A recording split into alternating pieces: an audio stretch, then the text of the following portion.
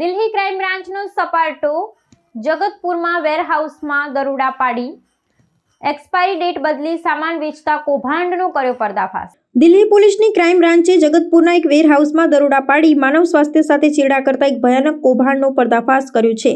Expire થઈ ગયેલી જાણીતી બ્રાન્ડ્સની વસ્તુઓને કેમિકલથી સાફ કરી નવી તારીખ મારી બજારમાં વેચવાનું નેટવર્ક જોઈ પોલીસ પણ ચોંકી ઉઠી છે।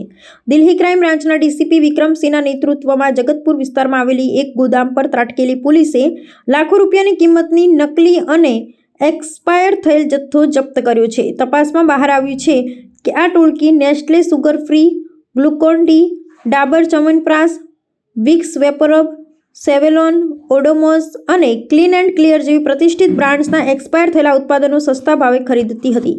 ત્યારબાદ આ ઉત્પાદનો પરની જૂની તારીખને રાસાયણિક પ્રક્રિયા દ્વારા ભૂંસી નાખવામાં આવતી હતી।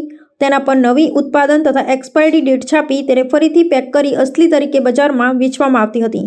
આ ગુનાનું વિશ્લેષણ કરતાં સ્પષ્ટ થાય છે કે તે માત્ર આર્થિક છેતરપિંડી નથી, પરંતુ લોકોના જીવન સાથે સીધી રમત છે। બાળકો માટે વપરાતા ગ્લુકોન ડી કે બીમારીમાં વપરાતા ચ્યવનપ્રાશ અને વિક્સ જેવા ઉત્પાદનો જો એક્સપાયર થયેલા હોય તો તે ગંભીર આડઅસરો કરી શકે છે। ડીસીપી વિક્રમસિંહે જણાવ્યું કે આ ટોળકી અત્યંત આયોજનબદ્ધ રીતે કામ કરતી હતી અને નકલી પેકેજિંગ મશીનોનો ઉપયોગ કરતી હતી। આ દરોડામાં મોટી માત્રામાં કેમિકલ્સ, પ્રિન્ટિંગ મશીનો અને હજારો નકલી સ્ટીકરો પણ મળી આવ્યા છે।